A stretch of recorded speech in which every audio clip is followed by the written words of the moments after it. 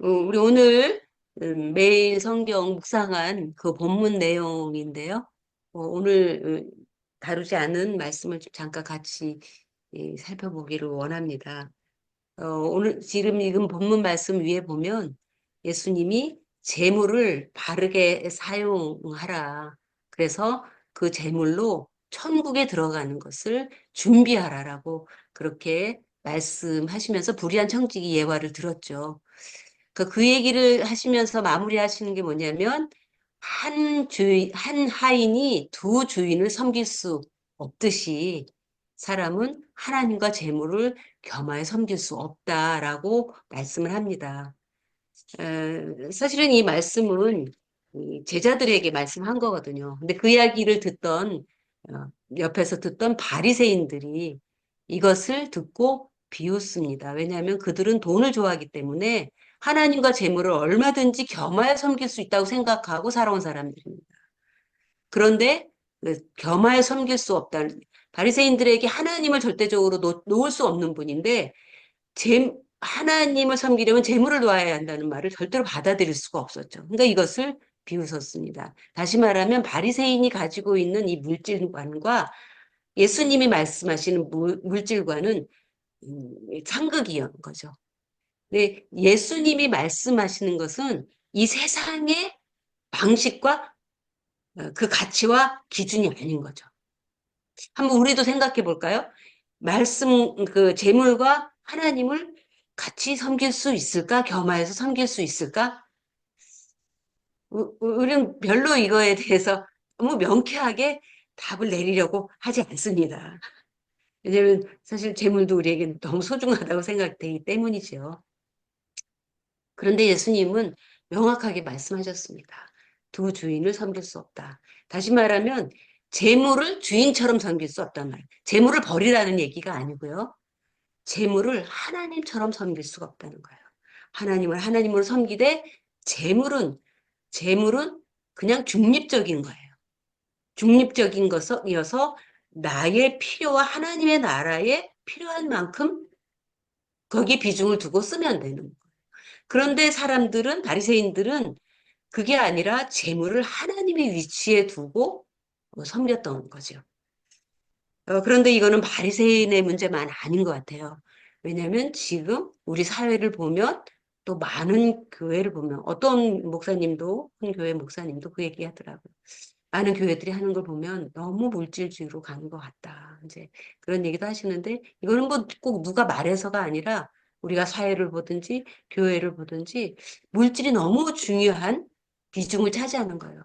어떻게 보면 이게 하나님의 위치에 있는 것 같지 않은가? 라는 생각이 들 만큼 믿는 사람들 안에서도 이 문제는 피해갈 수 없는 이 문제인 것 같습니다. 근데 그렇게 이 바리새인들이 그 예수님의 말씀 비웃을 때 예수님이 그렇게 말씀하십니다. 너희는 사람 앞에 스스로 옳다고 하는 자들인데 너희 마음을 하나님께서 아셔.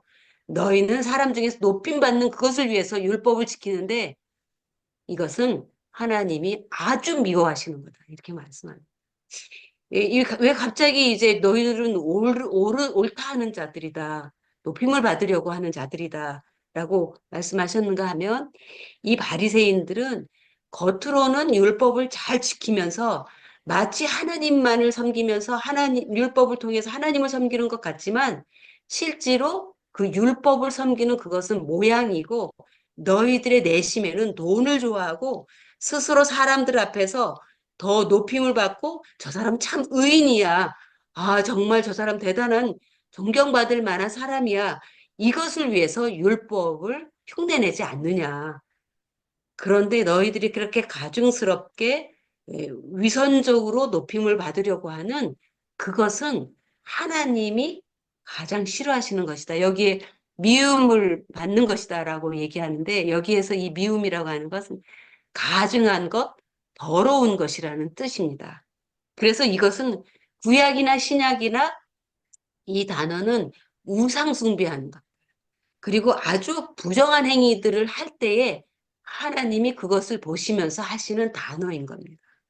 그러니까 사람들 앞에서 높임을 받으려고 하는 것, 위선적으로 높임을 받으려고 하는 것, 이 자체는 하나님이 우상 숭배와 같이 보는 그러한 영적인 교만이라는 것입니다. 사실 우리도 여기에서 자유로울 수는 없습니다. 전혀 사람을 의식하지 않고 어, 아주 하나님 앞에서만 살아가지 못하기 때문입니다. 그러나 우리는 이 예수님의 말씀을 아주 깊이 생각해야 되는 거예요. 하나님이 그토록 싫어하시는 거라면 우리가 해서는 안 되는 거예요. 그러니까 사람들에게 높임 받으려고 하는 그런 언행을 하지 말라. 그런데 사람은 드러내놓고 하지 않죠. 바리새인들도 드러내놓고 하지 않았습니다.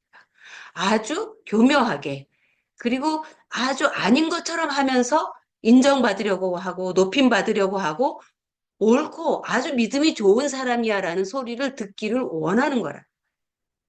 진실한 그러한 믿음과 그런 마음에서 아닌 하나님은 그거를 아주 싫어하시고 혐오하시고 경멸하신다는 것입니다. 그러면서 16절에 예수님이 이렇게 말씀하십니다. 요한은 율법과 선지자의 그 구약 그리고 메시아인 예수님이 오신 신약 이 중간에 있는 자다. 그래서 요한은 구약의 마지막이고 예수님을 영접하는 새로운 신약에 들어가는 그 복음을 시작하는 그 시점에 있었던 사람이다. 그렇게 말하면서 이제는 요한의 때는 끝났다. 요한으로 인해서 구약의 시대는 끝났다. 다시 말하면 율법의 시대는 끝났다는 거예요. 다시 말하면 메시아가 오고 율법의 시대는 이제는 다 끝났고 율법은 폐하는 거예요. 여기서 마무리된 거예요. 그리고 예수님이 오시고 하나님의 나라를 전함으로써 선포함으로써 이제는 복음의 시대에 신약의 시대가 왔다. 이제는 은혜로 우리가 구원받은 시대가 온 것을 요한은 우리에게 알렸기 때문에 이제는 복음을 통해서 하나님의 나라에 들어가려고 힘쓰라는 것입니다. 여기에 보면 그리로 침입하느니라. 이 침입하느니라는 것은 나 자신을 그 하나님의 나라에 밀어 넣으라는 거예요. 힘써서 그리로 향하라는 거예요. 그러니까 복음을 통해서 이제는 하나님의 나라에 가려고 너희는 힘써라. 다시 말하면 이거는 예수님이 바리새인들을 긍휼히 여기면서 한 말이에요. 왜냐하면 바리새인들은 이렇게 생각했어요. 유대인은 아브라함의 자손인 유대인들은 누구나 다 천국에 갈 수 있어. 그 사람이 어떤 것들에 상관없이 그런 혈통적인 그런 자손이라는 이유로 다 천국에 갈 수 있다고 생각을 했습니다. 근데 예수님은 결코 그게 아니라는 거예요. 복음을 통해서 하나님의 나라로 들어갈 수 있으니 이제는 구약의 그 율법을 통해서 네가 의롭다라고 하려고 하는 그 모든 거를 버리라. 그리고 율법을 너희 마음대로 해석하면서 너희가 지킬 만한 것으로 흉내내는 것을 이제는 그치라. 그리고 예수님의 믿음으로 천국에 가는 것을 힘쓰라라고 말합니다. 그리고 나서 하시는 말씀이 율법의 한 획이 떨어짐보다 천지가 없어지는 게 쉬운. 그리고 이제 율법은 폐하했다고 그랬어요. 예수님이 십자가 오심으로 율법은 폐하했다. 율법은 끝났다는 거예요. 율법은 죽었다는 거예요. 그리고 이제는 복음으로 인한 구원의 시대, 그 다음에 은혜의 시대가 와서 이제는 율법이 행하는 게 아니라 은혜가 우리에게 구원을 주고 천국에 가게 하는 거다. 이제 그게 예수님이 오신 이유이고 율법의 마무리를 말했는데 그런데 여기에서는 율법의 한 획도 없어지지 않아.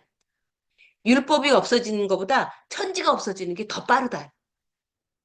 다시 말하면 율법은 영원한 거다. 항구성을 얘기하고 있어요.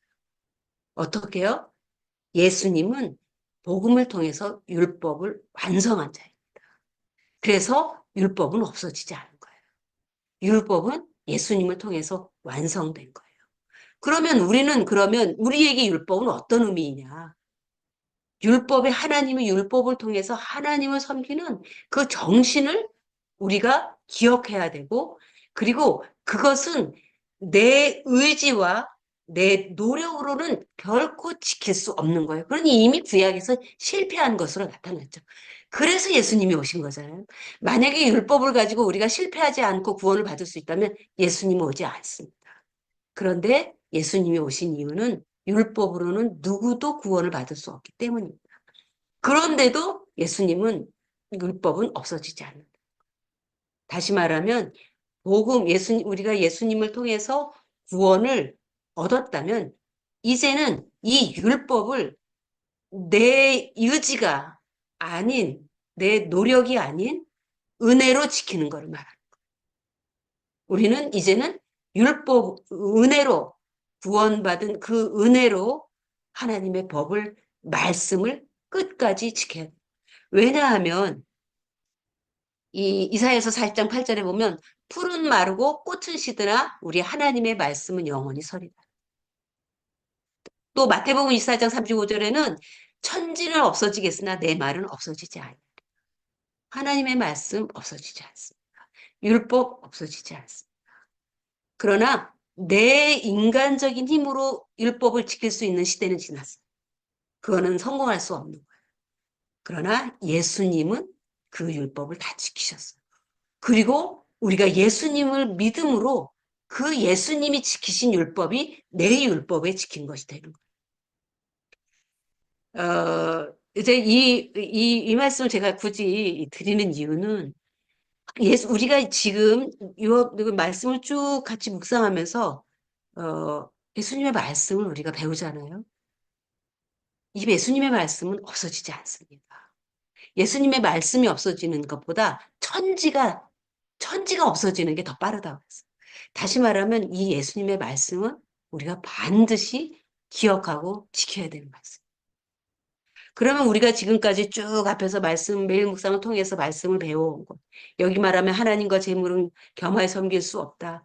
사람 앞에서 스스로 높임 받으려고 하는 건 하나님이 가증스럽게 보는 가장 미워하시는 것이다. 이런 것들, 이런 하나님의 말씀. 이거는 다시 말하면 하나님이 하늘나라의 가치를 우리에게 말씀해 주시는 거예요. 하늘나라의 삶의 방식을 오늘 우리에게 말씀해 주시는 거예요. 그래서 우리가 이 하늘나라의 방식의 삶을 우리가 이 땅에서 살아가지 않으면 우리는 하느님의 앞에 갔을 때 이 말씀으로 심판을 받게 돼요. 저는 이 말씀을 영원히 없어지지 않는 하나님의 말씀. 그리고 반드시 이 말씀을 지킴으로 우리에게 주시는 그 약속을 우리가 믿어야 된다고 생각하고, 그리고 그거를 진짜로 살아있는 하나님의 말씀으로 우리가 받아들이자. 우리는 너무나 지나가는 말씀으로 그냥 스쳐 지나가고 그냥 세상 사람들 같이 너무 이 말씀을 보지 않는가, 살아가지 않는가. 정말 이 예수님이 이렇게 말씀하셨다면, 주님, 제가 이 말씀을 절대로 그냥 스쳐 지나갈 말씀이 아니라 제가 목숨을 걸고 지켜야 될 하늘나라의 가치라면, 그 삶의 방식이라면 제가 지키겠습니다. 어떻게 해서든지 제가 이걸 지킬 수 있도록 저를 도와주십시오. 이렇게 말씀을 접해야 되지 않는가. 그래서 말씀을 그냥 자의적으로 약화돼서 생각하고 그냥 스쳐 지나가는 사람이 있고, 이것을 말씀 그대로 받아들이고 목숨처럼 이 말씀을 지키려고 하는, 왜냐하면 영원히 없어지지 않는 말씀이기 때문에 그렇게 하는 사람하고 하나님이 우리를 평가하시는 것과 하나님이 우리에게 보상해 주시는 전혀 다를 것이라는 거죠. 저는 정말 예수님이 우리에게 축복하시기 위해서 이 하늘나라의 비밀을 우리에게 가르쳐 주셨을 때 정말 이 말씀을 나에게 주시는 놀라운 축복이라는 말씀으로 했고, 이 세상에 허접한 그 정도의 재물을 취하는 게 아니라 영원한 하나님의 나라에 없어지지 않는 재물로 얻기 위하여 이 말씀을 생명처럼 붙드는 우리가 됐으면 좋겠어요. 그리고 그 주님이 너희는 믿고 구하라. 내가 다 쏟아 부어 줄게. 하늘 문을 열고 이 모든 축복을 내가 너에게 줄 테니까 믿음으로 구하라. 나는 이 말씀도 없어지지 않는 하나님의 말씀, 우리의 구세주의 말씀으로 받고 정말 그 믿음의 기도를 하려고 하는 그런 몸부림치는 말씀 붙드는 우리의 삶, 또 그런 기도가 된다면 우리가 당장의 눈앞에 그 응답이 떨어지지는 않지만 그런 기도를 통해서 무엇이 이루어지 응답되지 않는다 해도 우리는 주님과 앞에 가까이 갈 수 있어요. 그게 기도의 가장 중요한 목적이에요. 그래서 점점 기도하다 보면 이제는 응답이 중요한 게 아니라 하나님과 가까워지는 게 더 좋고 더 중요하다는 걸 깨닫는 거예요. 그래서 주님 제가 응답받지 않아도 제가 주님과 더 가까이 되는 이게 너무 좋습니다라고 기도할 수 있게 되는 거지요. 그래서 이 하나님의 말씀을 생명처럼 없어지지 않기 때문에 생명처럼 알고 붙들고 기도하는 우리 모두가 될 수 있었으면 참 좋겠습니다. 같이 아멘. 기도하겠습니다. 네. 우리